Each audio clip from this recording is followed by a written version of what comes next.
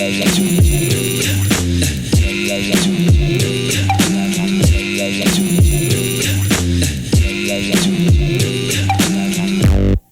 Friends, welcome back to वंसला mining mirror. बहुत दिनों के बाद आज हम लोग मिल रहे हैं इस वीडियो में, और ये वीडियो होने वाला है बड़ा खास, क्योंकि आज हम लोग इस वीडियो में बात करने वाले हैं डीजीएमएस का जो लेजिस्लेशन और जनरल सेफ्टी से हट के थोड़ा सा डिफरेंट चीज़, जो कि हम लोग का किसके साथ रिलेटेड है। वो रिलेटेड है अपना माइनिंग प्लान, अपना माइनिंग लीज कैसे अप्लाई करते हैं, प्रोस्पेक्टिंग लीज क्या होता है, रिकॉनेसेंस परमिट क्या होता है, माइनिंग प्लान कैसे बनता है, कौन बनाता है, उसका कितना ड्यूरेशन रहता है, उसका कितना एरिया तक हम लोग को ग्रांट मिलता है। उसके बाद अगर माइनिंग प्लानिंग चेंज होता है तो कितना कब कब साल में, ये कितना कितना साल के इंटरवल में उसको रिव्यू करना है, उसका अथॉरिटी किसके पास है। तो ये सारा चीज़ हम लोग जहाँ जहाँ से पढ़ेंगे या जहाँ जहाँ से हम लोग को मिलता है उसी के बारे में बात करेंगे इस वीडियो में। और उसमें तो बहुत सारा चीज़ है, लेकिन उसमें से एक पार्ट आज हम लोग पढ़ेंगे इस वीडियो में, ठीक है।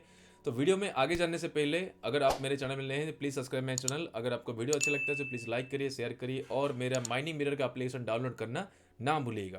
तो जो एंड्रॉयड यूजर्स है वो उनका माइनिंग मिरर का जो एप्लीकेशन है वो आपको मिल जाएगा गूगल प्ले स्टोर में, और ये नाम और लोगो सेम है, ठीक है। लेकिन जो एप्पल यूजर्स है उनका ऐप स्टोर में माइनिंग मिरर के नाम पे नहीं मिल रहा है, वहाँ पे मिलेगा आपको माई इंस्टीट्यूट करके एक एप्लीकेशन है। तो माई इंस्टीट्यूट को आप डाउनलोड करिए। वहाँ पे जैसे आप रजिस्टर करने जाइएगा तो वहाँ पे ऑर्गेनाइजेशन कोड मांगेगा, तो ये मेरा ऑर्गेनाइजेशन कोड है।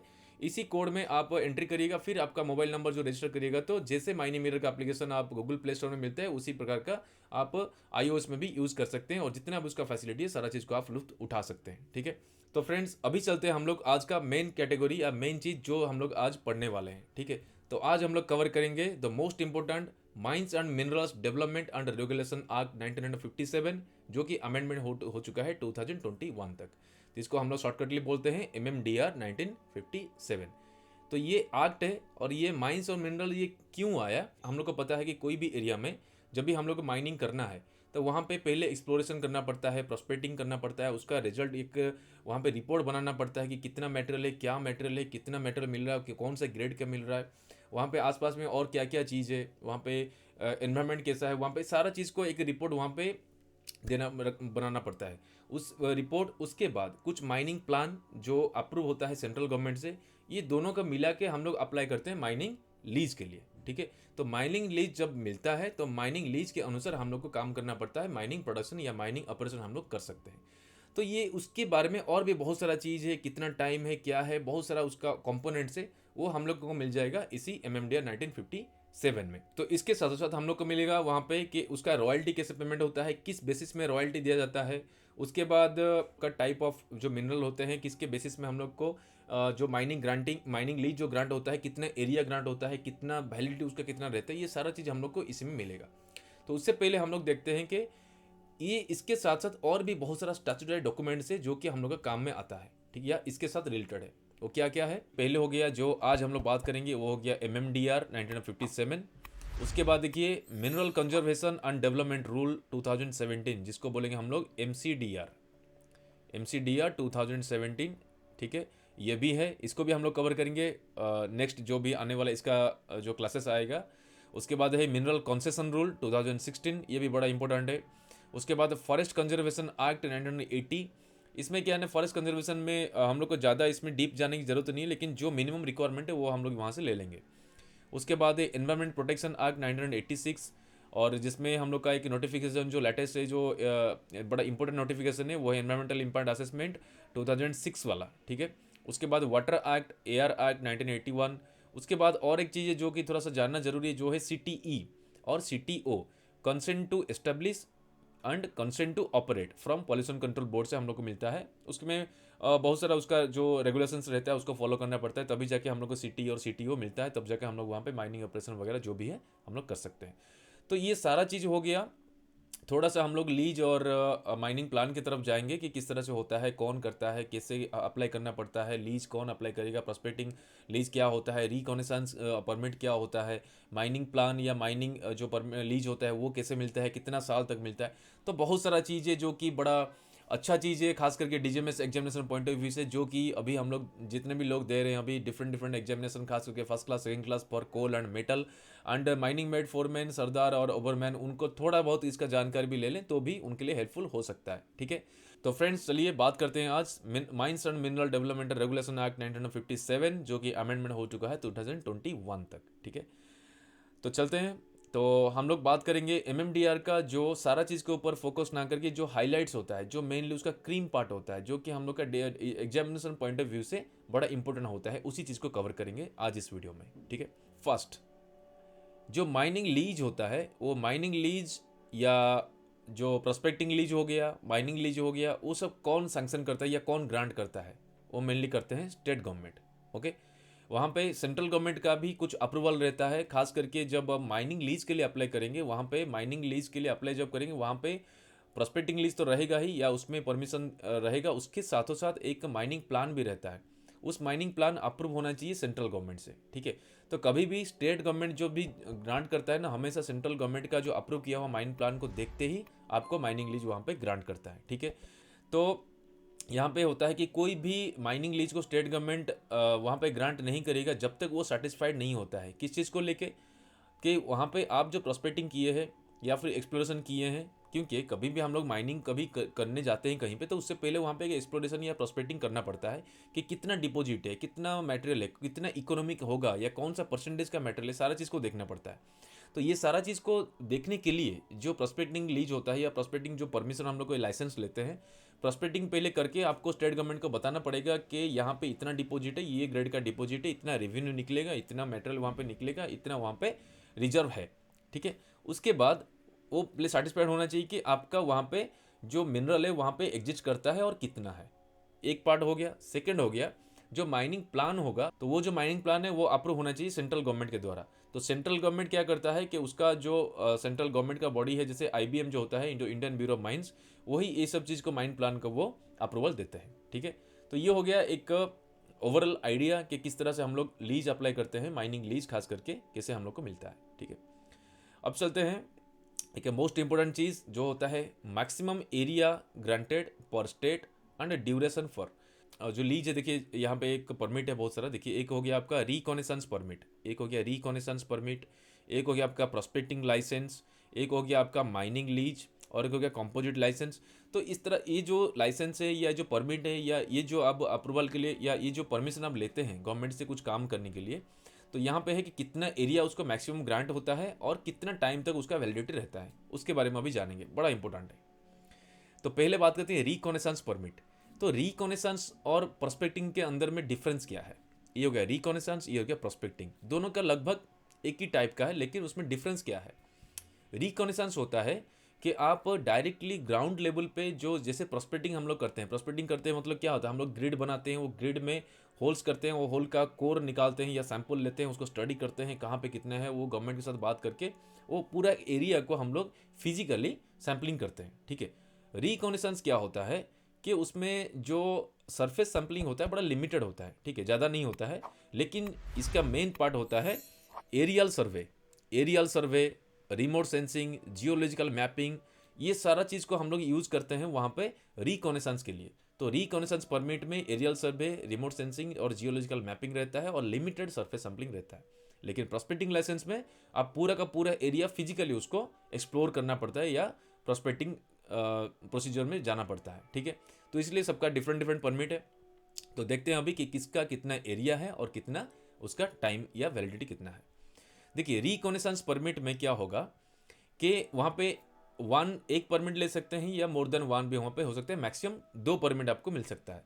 तो पहला जो एक परमिट होता है उसमें मैक्सिमम आपको मिलेगा 5000 स्क्वायर किलोमीटर का परमिशन। इतना स्क्वायर किलोमीटर एरिया आप वहाँ पे रिकॉनेसेंस कर सकते हैं। ठीक है, और मैक्सिमम 2 परमिट है, दो परमिट ऑब्वियसली वहाँ पे मैक्सिमम होगा 10,000 स्क्वायर किलोमीटर। 10,000 स्क्वायर किलोमीटर बहुत बड़ा एरिया, मतलब जो एरियल सर्वे होता है, जो रिमोट सेंसिंग या जियोलॉजिकल मैपिंग आप यूज़ करते हैं, तो इतना एरिया को आप कर सकते हैं रिकॉनेसेंस परमिट के साथ। ठीक है, और उसका वैलिडिटी कितना रहता है? ये रिकॉनेसेंस परमिट का वैलिडिटी रहता है शैल नॉट एक्सीड 3 साल तक रहेगा, उससे ज़्यादा नहीं मिलेगा, मतलब ये एक्सटेंड नहीं होगा। ठीक है, ये रहेगा मैक्सिमम 3 ईयर्स। ओके, उसके बाद चलते हैं प्रोस्पेक्टिंग लाइसेंस। प्रोस्पेक्टिंग लाइसेंस का जो मैक्सिमम जो एरिया है वो मिलता है 25 स्क्वायर किलोमीटर का। एक जो 25 स्क्वायर किलोमीटर का उसका भी लिमिटेशन रहता है कि कितना साल तक वो रहेगा, 3 साल तक मिलता है, लेकिन ये एक्सटेंडेबल है। तो एक्सटेंड ये होगा अप टू 5 ईयर्स, मतलब 3 साल के बाद और 2 साल आप एक्सटेंड कर सकते हैं। तो टोटल हम लोग को मिलता है 5 ईयर्स का प्रोस्पेक्टिंग लाइसेंस। ओके, उसके बाद चलते हैं माइनिंग लीज। माइनिंग लीज हम पहले भी बता चुके हैं कि माइनिंग लीज जब भी हम लोग अप्लाई करेंगे उसमें एक प्रोस्पेक्टिंग लाइसेंस या प्रोस्पेक्टिंग जो रिकॉग्निशन परमिट है वो तो रहेगा उसके साथ साथ आपको वहाँ पे एक रिपोर्ट रहेगा कि क्या क्या आप वहाँ पे निकाले हैं प्रोस्पेक्टिंग करके, कितना डिपॉजिट है। उसके साथ आपको एक माइनिंग प्लान रहेगा जो कि अप्रूव किया हुआ। तो माइनिंग प्लान और प्रोस्पेक्टिंग ये दोनों मिलने के बाद जो सेटिस्फाइड होगा गवर्नमेंट, तो आपको state government mining lease grant करता है। तो माइनिंग लीज जो ग्रांट करेगा उसका एरिया कितना होता है, ये देखिए। एक लीज हो सकता है, मोर देन 1 लीज भी हो सकता है, लेकिन एक लीज का जो लिमिटेशन होता है वो होता है 10 स्क्वायर किलोमीटर। 10 स्क्वायर किलोमीटर का एक लीज में मिलेगा पर स्टेट। अगर 2 लीज आप ले रहे हैं तो वो वहाँ हो जाएगा टोटल, उससे 10 स्क्वायर किलोमीटर से ज़्यादा भी वहाँ पे हो सकता है, लेकिन एक परमिट में या एक लीज में आपको 10 स्क्वायर किलोमीटर ही मिल सकता है। तो अभी बात करते हैं कि कितना साल तक मिलता है, उसका टाइम वैलिडिटी। देखिए वहाँ पे 2 चीज़ है। एक हो गया आपका, वो डिपेंड करता है कि कौन सा टाइप का मटेरियल वहाँ पे आप माइनिंग करने वाले हैं, ठीक है, कि कौन सा टाइप का मटेरियल, उसी के हिसाब से 3 प्रकार का वहाँ पे डिवाइड किया हुआ है आज पर MMDR शेड्यूल 1 वो दिया है। एक होता है आपका यहाँ पे देखिए थोड़ा सा ऊपर में, एक हो गया A, एक हो गया B और एक हो गया C, ठीक है। इसको हम दिखा देंगे स्क्रीनशॉट देखे गए। तो पार्ट A में कुछ मटेरियल है, पार्ट B में कुछ है और पार्ट C में कुछ है। तो पार्ट A में जो मटेरियल है वो मटेरियल हम लोग का कोल एंड लिग्नाइट, ठीक है, और बी में जो है वो है अपना एटॉमिक जो मिनरल्स होता है, ठीक है, और सी में होता है बाकी जो हम लोग का मिनरल्स होता है, ठीक है।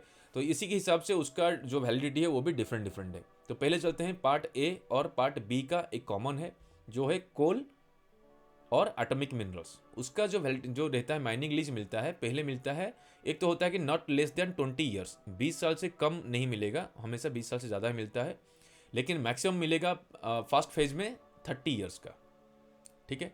30 ईयर्स के बाद आप अगर उसके बाद भी आपको वहाँ पे माइनिंग या मेटल मिल रहा है और वहाँ पे माइनिंग करना है तो वहाँ पे आप एक्सटेंड कर सकते हैं उसको और अनदर 20 ईयर्स। तो टोटल कितना हो गया 50 ईयर्स का, लेकिन उसका 2 फेज है, फर्स्ट फेज में ही मिलेगा आपको 30, उसके बाद आप 20 ले सकते हैं।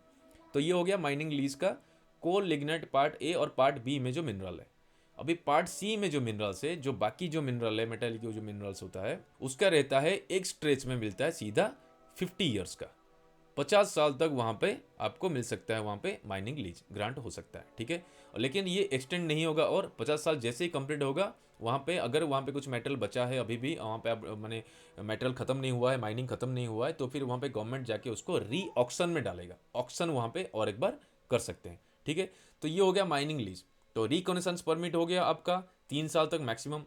प्रोस्पेक्टिंग लीज हो गया, प्रोस्पेक्टिंग लाइसेंस जो आपको मिलता है वो हो गया 3 साल तक आप कर सकते हैं, उसके बाद एक्सटेंड और 2 साल, टोटल 5 ईयर्स का कर सकते हैं, ओके। उसके बाद माइनिंग लीज जो होता है वो होता है कोल लिग्नाइट और एटॉमिक मिनरल्स के लिए आपको मिलेगा 30 ईयर्स का, प्लस 20 ईयर्स का एक्सटेंड कर सकते हैं। और पार्ट सी में जो मिनरल्स है वो हो सकता है एक ही बार में 50 ईयर्स का मिलेगा, अगर वो खत्म होता है तो वो एक्सटेंड नहीं होगा और वो री ऑक्शन में जाएगा, ठीक है। अभी चलते हैं एक लास्ट है वहाँ पे कॉम्पोजिट लाइसेंस। इसका मतलब क्या होता है? कॉम्पोजिट लाइसेंस का मतलब होता है कि आपका जैसे यहाँ prospecting licence, mining lease, recognition permit आप जो भी ले रहे हैं वो सिंगल सिंगल है। अब अभी अगर सोचिए कि कोई पर्सन चाहेगा मैं प्रोस्पेक्टिंग भी करूंगा उसके बाद माइनिंग लीज भी ले लूंगा एक ही साथ में, क्योंकि तो हम लोग को पता है कि वहाँ पे मेटल मिलने वाला है, तो फिर वो प्रोस्पेक्टिंग और माइनिंग लीज एक ही साथ अप्लाई करके ले सकता है, उसको हम लोग बोलेंगे कॉम्पोजिट लाइसेंस। और वो जो कॉम्पोजिट लाइसेंस है उसका वैलिडिटी होता है same as the mining lease, लगभग 50 ईयर्स, ओके। अगर कोल और एटॉमिक स्ट्रक्चर एटॉमिक मिनरल्स है तो फिर वहाँ पे हो जाएगा 30 + 20। तो ये हो गया मैक्सिमम एरिया ग्रांटेड पर स्टेट के हिसाब से और उसका वैलिडिटी, ओके। अब हम लोग चलते हैं एक बढ़िया चीज़ वहाँ पे जो MMDR में दिया हुआ है, एक है टर्मिनेशन ऑफ प्रोस्पेक्टिंग लाइसेंस और माइनिंग लीज। जो प्रोस्पेक्टिंग लाइसेंस आपको मिलता है 3 साल के लिए या 2 साल के लिए एक्सटेंड होकर 5 साल मिलता है, या जो माइनिंग लीज आपको मिलता है पहले 30 और 20 साल उसके बाद 50 साल जो पार्ट सी में, वो टर्मिनेशन भी हो सकता है, मतलब उसको गवर्नमेंट अगर चाहेगा तो आपको टर्मिनेट भी कर सकता है। वो किस बेसिस में कर सकता है उसके बारे में यहाँ पे थोड़ा सा देख लेते हैं। पहले होता है कि माइनिंग लीज अगर आपको ग्रांट हो गया, मतलब वहाँ पे आप माइनिंग ऑपरेशन करिएगा, तो माइनिंग ऑपरेशन जब करिएगा उसका टाइम रहता है, ठीक है, कि कभी अगर आपको माइनिंग लीज ग्रांट हो गया तो आपको वहाँ पे प्रोडक्शन और डिस्पैच करना है। क्यों प्रोडक्शन डिस्पैच के ऊपर स्टेट गवर्नमेंट ज़्यादा फोकस किया है? क्योंकि कोई भी माइंस में जब प्रोडक्शन होता है तो वहाँ पे रेवेन्यू जनरेट होता है, ठीक है। उसी रेवेन्यू वहाँ पे ब्लॉक होके ना रहे, इसीलिए माइनिंग लीज अगर किसी को दिया जाता है तो वो ट्राई करते हैं कि जितने जल्दी हो सके वहाँ पे प्रोडक्शन डिस्पैच स्टार्ट हो, ताकि वो रेवेन्यू वहाँ पे जनरेट हो गवर्नमेंट के लिए या देश के लिए, ठीक है। इसीलिए जब भी किसी को माइनिंग लीज मिलता है तो क्या ना, वो प्रोडक्शन डिस्पैच उसको स्टार्ट कर ही देना है। लेकिन अगर वो प्रोडक्शन डिस्पैच नहीं किया 2 साल तक, अगर नहीं स्टार्ट कर ही नहीं पाया, कुछ भी कारण की वजह से वो नहीं कर पाया, तो वहाँ पे वो प्रोस्पेक्टिंग लाइसेंस या माइनिंग लीज वहाँ पे कैंसिल या टर्मिनेट वहाँ पे हो सकता है, ठीक है। या फिर अगर कोई पार्टी या अगर कोई लीज होल्डर, अगर वो उसको माइनिंग लीज जैसे मिला, वो प्रोडक्शन डिस्पैच स्टार्ट कर दिया, ठीक है, मतलब माइनिंग वहाँ पे स्टार्ट कर दिया, प्रोडक्शन स्टार्ट कर दिया, लेकिन कुछ ही कारण की वजह से वो बीच में डिसकंटिन्यू कर दिया। ये जो डिसकंटिन्यू हुआ, अगर ये 2 साल से ज़्यादा होता है या 2 साल पूरा हो जाता है डिसकंटिन्यू, तब भी वहाँ पे टर्मिनेट हो सकता है उसका लीज या प्रोस्पेक्टिंग लाइसेंस या माइनिंग लीज। ओके, तो ये एक पार्ट हो गया। सेकंड हो गया, वो जो स्टेट गवर्नमेंट है, अगर उसको लगता है कि नहीं, जैसे आपका 2 साल अगर आप डिसकंटिन्यू किए या फिर काम चालू नहीं किए, फिर आपको लेटर मिलेगा, वो लेटर का आपको जवाब भी देना है। अगर वो जवाब में वो सेटिस्फाइड हो गया स्टेट गवर्नमेंट के नहीं, ये कुछ भी कारण की वजह से जो भी आप 2 साल तक काम नहीं कर पाए थे, अगर वो सेटिस्फाइड लगा, हाँ सही में ये इसके हाथ में नहीं था या इसके आउट ऑफ कंट्रोल था, इसीलिए वो नहीं कर पाया, अगर सेटिस्फाइड रहा, तो आपको आपको 2 साल जो आपका जो पीरियड होता है, उसके वो फर्दर पीरियड आपको एक्सटेंड करके 1 साल वहाँ पे आपको एक्सटेंशन वहाँ पे दे सकता है, ठीक है। तो यहाँ पे होगा to extend the period of 2 years by a further period not exceeding 1 year, ठीक है। 1 साल मैक्सिमम वो वहाँ पे आपको एक्सटेंड करके दे सकता है कि विद इन 1 year आप अपना काम चालू कर दीजिए, ठीक है। या प्रोस्पेक्टिंग लाइसेंस जो होता है उसको आपको एक थोड़ा सा फैसिलिटी वहाँ पर दे सकता है, लेकिन उससे ज़्यादा नहीं कर पाएगा, मतलब 1 साल वो एक्सटेंड आपको कर सकता है। और ये जो एक्सटेंशन होता है, ये टोटल लीज पीरियड में एक ही बार ही कर सकता है, ठीक है। तो ये थोड़ा सा उसके बारे में था कि टर्मिनेशन वो भी हो सकता है अगर आप 2 साल के अंदर या 2 साल तक कुछ नहीं किए। ओके, अब चलते हैं यहाँ पे नेक्स्ट हाईलाइट्स। नंबर 4 है स्टैट्यूटरी क्लियरेंसेस ड्यूरेशन। आपका देखिए, एक तो हो गया आपका प्रोस्पेक्टिंग लीज हो गया, और एक हो गया माइनिंग लीज हो गया। उसके बाद कुछ क्लियरेंसेस होता है माइनिंग ऑपरेशन स्टार्ट करने से पहले, जिसको हम लोग बोल सकते हैं स्टैट्यूटरी क्लियरेंसेस। एक हो गया आपका फॉरेस्ट क्लियरेंस, एक हो गया एनवायरमेंट क्लियरेंस, इसको ईसी बोल सकते हैं। फॉरेस्ट क्लियरेंस एफसी हो गया। सीटीई एंड सीटीओ हो गया, जो consent to establish and consent to operate. उसके बाद कुछ हो गया माइनिंग प्लान, ठीक है। तो स्टैट्यूटरी क्लियरेंस में देखिए, फॉरेस्ट क्लियरेंस जो होता है, ये होता है एज पर जो फॉरेस्ट कंजर्वेशन एक्ट जो होता है उसके अनुसार, उसी में डायरेक्टली ये दिया हुआ है। जो फॉरेस्ट क्लियरेंस किसी को भी ग्रांट होता है वो होता है 30 ईयर्स के लिए। देखिए, कोल का सेम आज माइनिंग लीज है, तो कोल के लिए 30 ईयर्स का हो जाएगा, ठीक है, और अदर्स के लिए 50 ईयर्स यहाँ पे हो जाएगा, ठीक है। फॉरेस्ट क्लियरेंस हो गया, वो माइनिंग लीज जैसा है उतना ही मिलता है, प्लस यहाँ पे 20 भी हो सकता है। एनवायरमेंट क्लियरेंस क्या हो गया? एनवायरमेंट क्लियरेंस होता है 30 ईयर्स का, 30 साल तक इसी जो मिलता है वो 30 साल का मिलता है, और वो एक्सटेंड हो सकता है अप टू अनदर 5 ईयर्स, ठीक है। लेकिन ये जो 5 साल के लिए आप एक्सटेंड करना चाहेंगे तो उसके लिए आपको 1 साल पहले अप्लाई करना पड़ेगा एनवायरमेंट क्लियरेंस के लिए। ओके, ये बढ़िया बढ़िया चीज़ है, ये डायरेक्ट क्वेश्चन हो सकता है। उसके बाद हो गया सीटीई एंड सीटीओ। ये जो पॉल्यूशन कंट्रोल बोर्ड होता है, ये सैंक्शन करता है सीटीई एंड सीटीओ। मतलब क्या होता है? Consent to establish, consent to operate. अगर आप माइनिंग ऑपरेशन स्टार्ट करना चाह रहे हैं तो वो स्टार्ट करने से पहले आपको कुछ गाइडलाइंस का फॉलो करना पड़ेगा, कुछ लिमिटेशन है उसको आपको वहाँ पे दिखाना पड़ेगा उनको, कि रिपोर्ट देना पड़ेगा। उसके बाद ही आपको सीटीई और सीटीओ मिलेगा। ये सीटीई और सीटीओ में क्या क्या चीज़ इन्वॉल्व रहता है, एक मैं बता देता हूँ। एक हो गया आपका एयर क्वालिटी, एक हो गया आपका वाटर क्वालिटी, ठीक है। उसके बाद हो गया आपका एयर वाटर के बाद नॉइज़, उसके बाद हो गया आपका वाइब्रेशन। तो जो भी पॉल्यूशन कंट्रोल बोर्ड जिस जिस चीज़ को वो देखता है या उसको मॉनिटर करता है, वो सारा चीज़ को वो आपको बोलेगा कि इसका एक रिपोर्ट बना के दीजिए, उसी के बेसिस में आपको सीटीई और सीटीओ मिलेगा, ठीक है। तो ये एक हो गया। इसका वैलिडिटी रहता है 5 ईयर्स का। ये जो भी हम लोग सीटीई और सीटीओ मिलता है ये 5 ईयर्स का वैलिडिटी रहता है, लेकिन ये टाइम टू टाइम रिन्यूअल है। मतलब जब भी ये 5 ईयर्स कंप्लीट होने खत्म होते रहता है, उससे पहले आपको फिर से उसको रिन्यूअल के लिए अप्लाई करना पड़ता है, ठीक है। उसके बाद हो गया माइनिंग प्लान। माइनिंग प्लान जो होता है, जब भी आपको माइनिंग लीज मिलता है ना, जितना उसका वैलिडिटी से 50 ईयर्स का वैलिडिटी हम लोग को मिलता है पार्ट सी के लिए, तो वैसे ही आपको ये माइनिंग प्लान 50 ईयर्स का ओके कि आप ओवरऑल माइनिंग प्लान कर दीजिए, क्या करना है नहीं करना है। लेकिन आपको ना हर 5 साल में उसको रिव्यू करना पड़ता है, हर 5 ईयर्स में उसको रिव्यू करना पड़ता है माइनिंग प्लान को, ठीक है। तो वो रिव्यू करता है आईबीएम। तो ये लगभग आपको क्लैरिटी मिल गया होगा कि किस तरह से कौन सा हम लोग का परमिट मिलता है, mining lease, prospecting lease, reconnaissance permit, prospecting licence, और जो बाकी कुछ जो उसके साथ एडिशनल स्टैट्यूटरी क्लियरेंस है, forest clearance, FC, EC FC हो गया सेम आज माइनिंग लीज। ईसी हो गया 30 ईयर्स का, extended up to 5 years. CTO pollution control board से मिलता है, 5 ईयर्स का वो रहता है और रिन्यूअल होता है। और माइनिंग प्लान होता है, माइनिंग लीज का जितना है 50 ईयर्स का उतना वैलिडिटी है, लेकिन उसको रिव्यू करना पड़ता है हर 5 ईयर्स में। ओके, अभी सोचिए कि ये माइनिंग प्लान कैसे रिव्यू करना है, कौन करेगा, कौन माइनिंग प्लान बनाएगा, और कितना टाइम से पहले हम लोग को स्टार्ट करना है, उसका फ़ी कितना रहता है, उसके साथ और क्या क्या डॉक्यूमेंट्स अटैच रहता है, ये सारा चीज़ हम लोग को मिलता है। एमसीडीआर जो होता है, जो mineral conservation and development rule, जो 2017 जो है, उसमें हम लोग को ये चीज़ के बारे में मिलता है। तो उसको हम लोग बात करेंगे नेक्स्ट जो आने वाला वीडियो में। ओके, तो अभी चलते हैं 5, transfer of statutory clearance and period. ये क्या होता है कि जो स्टैट्यूटरी क्लियरेंस होता है, ये उसमें जो ट्रांसफ़र कैसे होता है, ठीक है। तो मेनली क्या होता है, कोई माइन से है, उसका एक लीज होल्डर रहता है। पता चला कि सोचिए कि उसका फिर से ऑक्शन हो गया, तो वहाँ पे लीज होल्डर चेंज हुए, ठीक है, और किसी को मिल गया वो, लेकिन उसका जो ईसी और एफसी होता है वो माइनिंग लीज होल्डर के नाम पे जितना रहता है वो माइनिंग का नाम पे रहता है कि ये माइंस के लिए ईसी इतना साल का है, ये माइनिंग के लिए उसका एक नंबर रहता है, एक आइडेंटिफिकेशन नंबर रहता है, उसी नाम पे उसी माइंस के लिए एक एफसी भी रहता है। इसीलिए जब भी इस तरह से कभी ट्रांसफ़र होता है बाई चांस, तभी क्या है ना, वो ईसी एफसी का वैलिडिटी जितना बचा होगा उतना वो रहता है, ठीक है। तो ट्रांसफ़र में दिक्कत नहीं होगा।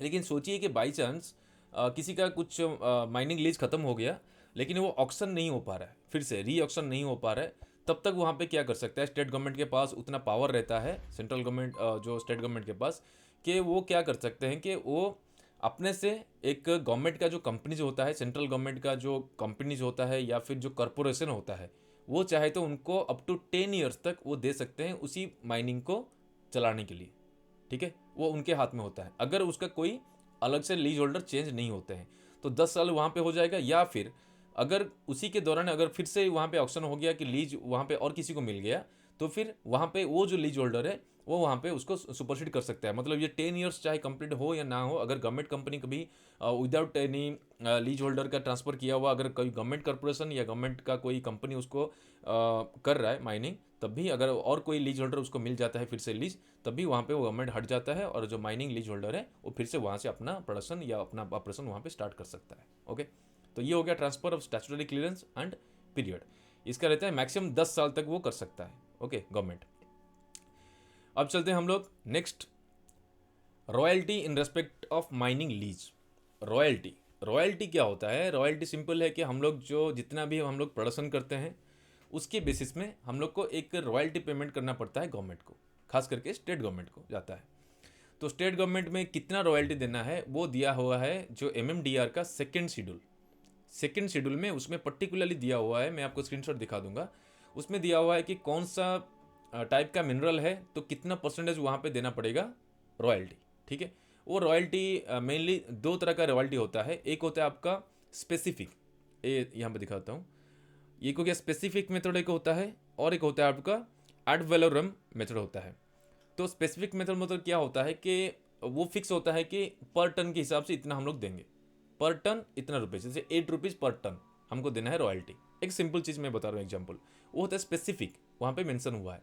लेकिन और एक होता है एड वैलोरम, एक मेथड होता है। ये क्या होता है, ये एक शायद स्पेनिश वर्ड है या कुछ दूसरा लैंग्वेज का वर्ड है। इसका मतलब होता है कि आज पर वैल्यू, आज पर वैल्यू आपको कुछ परसेंटेज वहाँ पे देना है आज पर रॉयल्टी, ठीक है। ये होता है एड वैलोरम, ये मैक्सिमम मिनरल में ये अप्लीकेबल है। तो उसमें यहाँ पे होता है कि जो एड वैलोरम मेथड होता है that is percentage of mineral value, mineral का वैल्यू जितना है पर टन, पर टन मिनरल का वैल्यू मार्केट में जितना है उसका कुछ परसेंटेज आपको देना है रॉयल्टी, ठीक है। तो ये जो मिनरल का वैल्यू है ये डिपेंड करता है आपका ग्रेड के हिसाब से। तो वहाँ पे एक लिस्ट दिया हुआ है सेकंड शेड्यूल में कि कौन सा मिनरल का कितना ग्रेड में कितना वहाँ पे होना चाहिए उसका परसेंटेज ऑफ एड वैलोरम, ठीक है। तो उसी के हिसाब से हम लोग को रॉयल्टी पेमेंट करना पड़ता है, ठीक है। कि एक एग्जांपल अगर आपको दिखाएंगे, सोचिए कि एक आयरन ओर है, तो आयरन ओर का होता है वहाँ पे दिया हुआ है 15% ऑफ वहाँ पे जो एड वैलोरम है, ठीक है। तो जो वैल्यू है अगर पर टन बाहर में मार्केट में अगर 4000 रुपीज़ है सोचिए, तो 4000 रुपीज़ का 15%, 15% ये हो गया आपका पर टन के हिसाब से रॉयल्टी। तो यहाँ पे कितना हो जाएगा 600 रुपीज़, 600 रुपीज़ पर टन, ये हो गया royalty to the state government, ठीक है। इसी हिसाब से अभी अगर आयरन ओर का उसका डिफरेंट डिफरेंट उसका रहता है कि 56 to 58% में कितना होगा, 58 to 60% में कितना होगा, 60 to 62% में होगा तो कितना होगा, लंप में कितना है, फाइन्स में कितना है, सबका अलग अलग रहता है। तो वहाँ पे उसी हिसाब से वहाँ पे उसका जो चार्जेस होता है, उसका जो रॉयल्टी होता है, कैलकुलेशन होता है। ठीक है। अब चलते हैं यहाँ पे कि ये जो रॉयल्टी होता है मेनली कोल के लिए भी एप्लीकेबल है। कितना कोल आप निकाल रहे हैं तो कोल का रहेगा कि आपका percentage of gross calorific value जो जीसीवी होता है, जीसीवी ग्रॉस कैलोरीफिक वैल्यू, उसके हिसाब से वहाँ पे दिया जाता है कि कौन सा ग्रॉस कैलोरीफिक वैल्यू कितने में कितने उसका रेंज रहने से वहाँ पे कितना परसेंटेज आपको देना पड़ेगा रॉयल्टी। तो वहाँ पे एक स्पेशल चीज़ हम देखें इसलिए यहाँ पे लाने का सोचे। यहाँ पे दिया है कि जो माइनिंग लीज होल्डर है, अगर वो वहाँ पे उसका जो वर्कमैन है, वहाँ पे जो लोग जहाँ पे कोलियरी में काम करते हैं, अगर वो लोग कुछ कोल वहाँ पे कंज्यूम कर रहे हैं, क्योंकि रॉयल्टी होता है क्या कि रॉयल्टी आप अगर प्रोडक्शन कर रहे हैं, डिस्पैच कर रहे हैं, आप कुछ वहाँ पे कंज्यूम कर रहे हैं कोई भी मिनरल को, तो फिर आपको रॉयल्टी देना है। लेकिन उसके एक एग्जाम्पशन टाइप का यहाँ पे दिया है कि अगर कोई माइनिंग लीज होल्डर के माइंस में जो लोग काम करते हैं, अगर वो लोग भी कुछ कोल को वहाँ पे यूज़ कर रहे हैं, तो वो कोल में उनको रॉयल्टी देने की ज़रूरत नहीं पड़ेगा। लेकिन उसका लिमिटेशन है कि 1 महीने में आप कितना वेट का कोल आप कंज्यूम कर सकते हैं। उसका लिमिटेशन है 1/3 ऑफ ए टन। 1 टन का मतलब 1000 kg का 1/3। ठीक है, 1000 kg का 1/3, वहाँ पे 1000 kg का यहाँ पे 3, यहाँ पे कर दीजिएगा तो कितना हो जाएगा 333 kg। 1 महीने में वो लगभग 3 क्विंटल आसपास वो कोल को कंज्यूम कर सकता है। ठीक है, पर मंथ। उससे ज़्यादा होगा तो फिर आपको रॉयल्टी में आ जाएगा। ओके। तो ये होता है कि ये जो रॉयल्टी होता है जितना आप प्रोड्यूस करिएगा या सोल्ड करिएगा, अगर आप मिनरल प्रोडक्शन कर रहे हैं, ये मेनली होता है कि आपका जब डिस्पैच मतलब प्रोसेस्ड ओर जो होता है, प्रोसेस्ड ओर के हिसाब से आपको रॉयल्टी देना पड़ता है। तो प्रोसेस्ड ओर अगर आप कर रहे हैं या प्रोसेसिंग कर रहे हैं या मिनरल को प्रोडक्शन कर रहे हैं या फिर आप बेच रहे हैं, तो फिर आपको रॉयल्टी वहाँ पे देना पड़ेगा। ठीक है, ये हो गया। अभी देखते हैं और एक खास चीज़, वो होता है डेड रेंट। ये डेड रेंट मतलब मरा हुआ रेंट, ये क्या होता है? देखिए, जैसे रॉयल्टी और डेड रेंट में क्या डिफरेंस है। रॉयल्टी होता है जब तक आप मिनरल को प्रोड्यूस करिएगा या बेचिएगा तब भी आपको देना है आपका रॉयल्टी। लेकिन डेड रेंट होता है चाहे आप प्रोडक्शन करें ना करें, आप बेचे ना बेचे, कोई फर्क नहीं पड़ता, लेकिन आपको वहाँ पे कुछ चार्जेस देना पड़ता है एज ए डेड रेंट। वो होता है यहाँ पे कि हर साल देना पड़ता है आपको, एनुअली देना पड़ता है गवर्नमेंट को, चाहे आप मिनरल एक्सट्रैक्ट करें या ना करें। तो ये होता है कि it is payable even know, अगर माइनिंग का कोई एक्टिविटी आपका नहीं चल रहा है तब भी आपको ये डेड रेंट देना पड़ता है। ये होता है सेक्शन 9A MMDR का 9A में स्पेशल ये एक सेक्शन दिया हुआ है उसी के बारे में। और ये होता है कि ये जो कैलकुलेशन होता है according to the area of lease granted, कितना एरिया आपको लीज मिला है, उसी लीज एरिया के अनुसार आपको डेड रेंट देना है गवर्नमेंट को। चाहे अंडरग्राउंड माइंस हो चाहे ओपन कास्ट माइंस हो, जितना एरिया आपको माइनिंग लीज में मिलता है उसी लीज के अनुसार कुछ परसेंटेज होता है, उतना आपको देना पड़ता है पैसा। तो क्या है रेट इसका देख लेते हैं। वो डिपेंड करता है कि कौन सा टाइप का मिनरल और कौन सा टाइप का मेटल वहाँ पे आप माइनिंग कर रहे हैं। ठीक है, एक हो गया आपका देखिए, एक हो गया आपका प्रेसियस मिनरल्स। प्रेसियस मिनरल्स एक हो गया हाई वैल्यू मिनरल, एक हो गया मीडियम वैल्यू मिनरल और एक हो गया लो वैल्यू मिनरल। तो प्रेसियस मिनरल में क्या होता है, कौन कौन, gold, silver, diamond, Ruby, sapphire, emerald, ये सब होता है प्रेसियस मिनरल्स। ठीक है। हाई वैल्यू में कौन आता है, सेमी प्रेसियस स्टोन्स, मतलब जो जेम स्टोन्स होता है। यहाँ पे देखिए कॉपर भी है, लेड, जिंक, ये सब एस्बेस्टस का कुछ वेराइटी है, वो रहेगा हाई वैल्यू में। उसके बाद मीडियम वैल्यू में जैसे बाकी हम लोग का जितना भी रहता है, आयरन ओर हो गया, क्रोमाइट हो गया, मैंगनीज हो गया, सिलेमिनाइट, उसके में मैग्नीसाइट, पेरिलाइट, यहाँ पे अपेटाइट, रॉक फॉस्फेट, फ्लोराइट, ये सब हो गया आपका मीडियम वैल्यू का। और लो वैल्यू हो गया ये सारा चीज़ को छोड़ के जो कि ये जो precious mineral, high value mineral और मीडियम वैल्यू मिनरल, ये सब को छोड़ के जो बच गया वो हो गया लो वैल्यू मिनरल्स। तो ये मिनरल के हिसाब से भी वहाँ पे सेट होता है कि कितना आपको देना है डेड रेंट।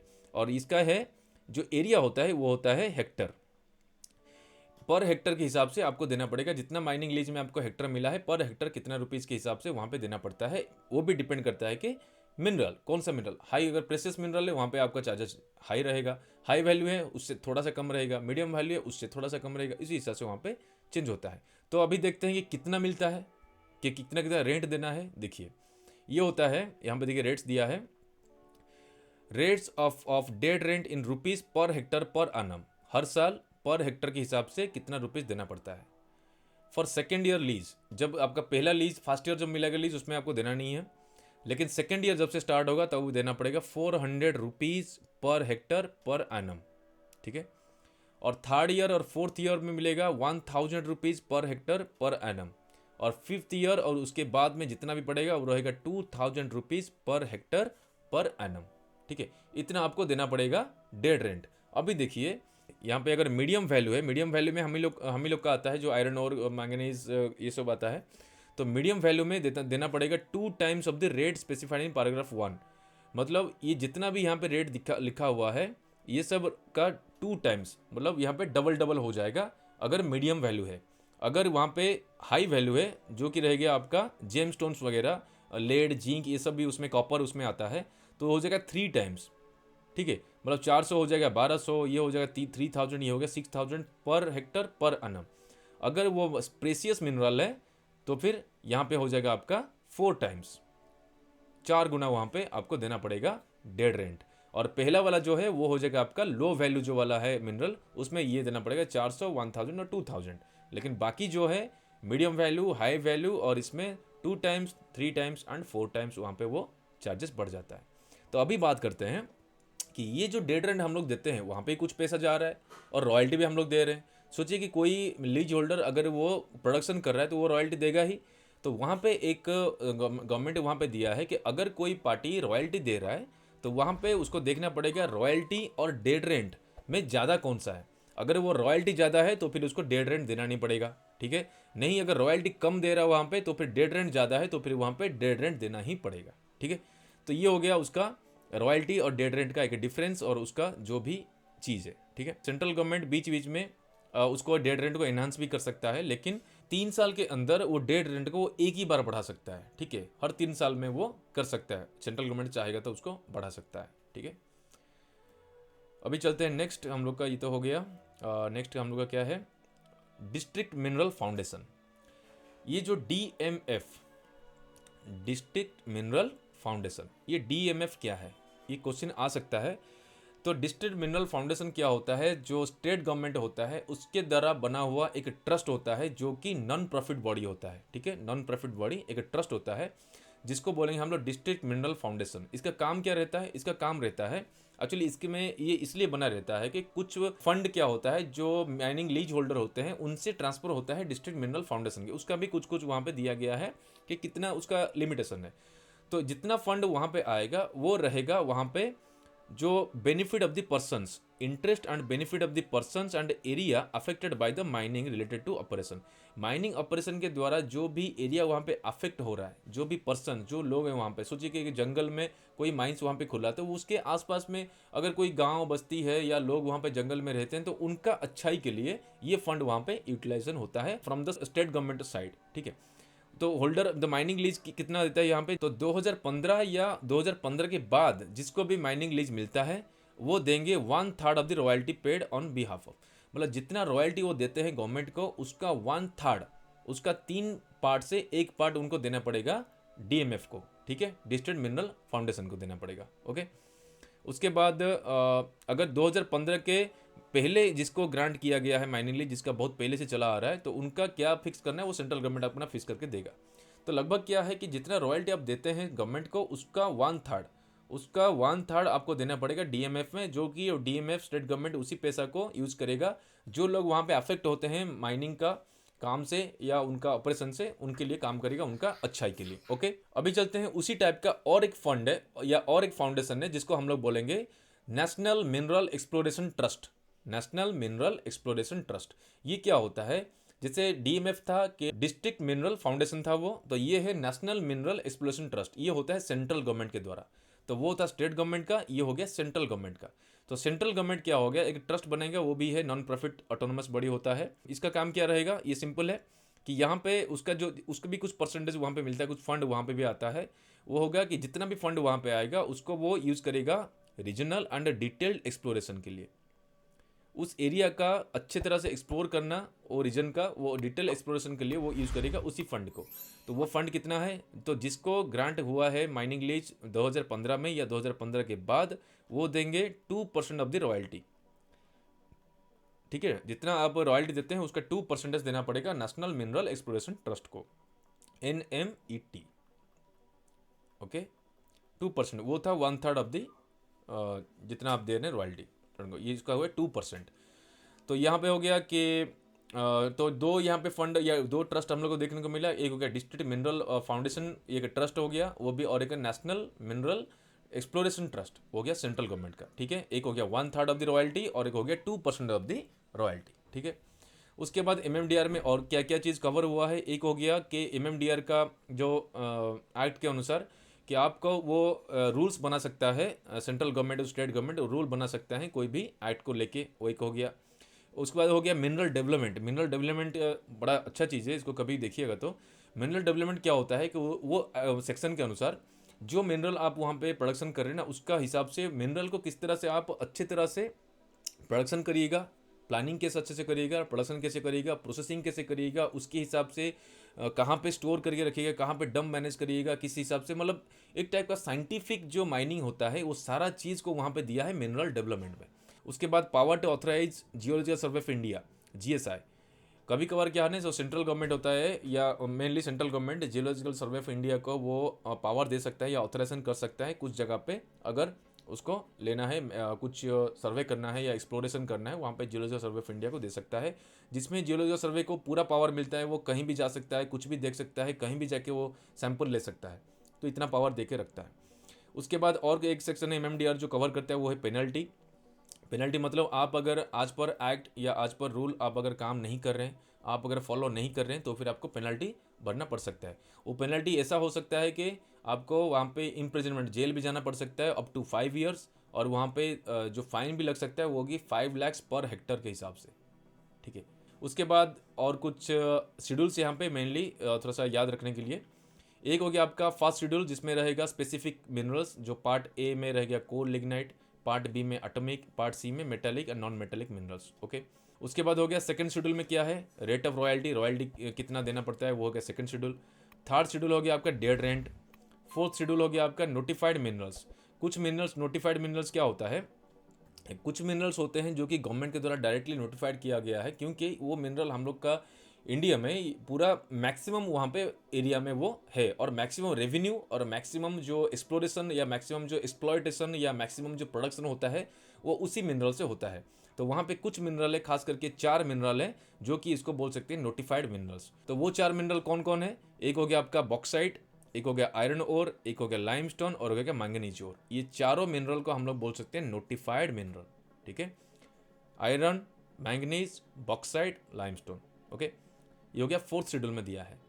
फिफ्थ शेड्यूल में क्या दिया है कि additional amount on grant of extension of mining lease. ये जो माइनिंग लीज आपको ग्रांट होता है, माइनिंग लीज के खत्म होने के बाद जो एक्सटेंशन आप करते हैं, वो एक्सटेंशन में आपको एडिशनल, आपको एक्स्ट्रा वहाँ पे देना पड़ता है, जो पैसा वहाँ पे लग जाता है। ठीक है, तो एडिशनल जो चीज़ है वो एडिशनल अमाउंट वहाँ पे आपको मिल जाएगा फिफ्थ शेड्यूल में, जैसे आप देख सकते हैं ये वाला स्क्रीनशॉट में, इसी हिसाब से वहाँ पे आपको एडिशनल पैसा वहाँ पे देना पड़ सकता है। ओके, सिक्स शेड्यूल में क्या है, ये टोटल 6 शेड्यूल है। सिक्स शेड्यूल में दिया है कि additional amount for non auction captive mines. जो कैप्टिव माइंस होता है नॉन ऑक्शन, जिसको ऑक्शन ना किया हो, जो कैप्टिव माइंस सबके पास रहता है, other than coal and lignite, coal और लिग्नाइट को छोड़ के, उसके में कितना एडिशनल अमाउंट देना पड़ता है, जैसे आप इसको भी दिखा देता हूँ स्क्रीनशॉट में, उसी हिसाब से हम लोग को देना पड़ता है गवर्नमेंट को पैसा। ठीक है, तो ये हो गया शेड्यूल्स, टोटल हो गया 6 शेड्यूल, MMDR में 6 शेड्यूल, और उसका हाईलाइट जितना भी पॉइंट हम लोग अभी बात किए। तो अभी जितना भी हम लोग चीज़ देखें, ये सारा चीज़ को हम लोग आज पर एग्जामिनेशन पॉइंट ऑफ व्यू अच्छी तरह से इसको देख सकते हैं, और बहुत सारे क्वेश्चंस यहाँ से निकल सकते हैं। हम लोग के क्वेश्चंस के बारे में बाद में बात करेंगे, लेकिन आज ये नोट के हिसाब से आप इसको ले लीजिए और अच्छी तरह से इसको देख लीजिए। आई होप कि ये जो वीडियो है बड़ा हेल्पफुल रहेगा आपके लिए और आपका एग्जामिनेशन के लिए। तो फ्रेंड्स, इस वीडियो में इतना ही। नेक्स्ट वीडियो में हम लोग लेके आएंगे MCDR 2017 जो होता है, या माइन कंसेशन रूल, कोई भी जो बेस्ट रहेगा उसको लेके आएंगे। इस वीडियो में इतना ही। तो इसमें हम लोग कवर किए मैक्सिमम सारा चीज़ जो कि MMDR का most important, most highlight portion था, और ये आज पर एक जो एग्जामिनेशन पॉइंट ऑफ व्यू में बहुत बढ़िया क्वेश्चन यहीं से आ सकता है। तो फ्रेंड्स, अगर आपको ये वीडियो अच्छा लगा है प्लीज़ लाइक करिए, शेयर करिए। अगर आप मेरे चैनल में नए हैं तो सब्सक्राइब जरूर करिएगा, और माइनिंग मिरर एप्लीकेशन डाउनलोड करना मत भूलिएगा। तो फिर मिलते हैं अगला वीडियो में, तब तक के लिए stay safe, stay healthy. Thank you.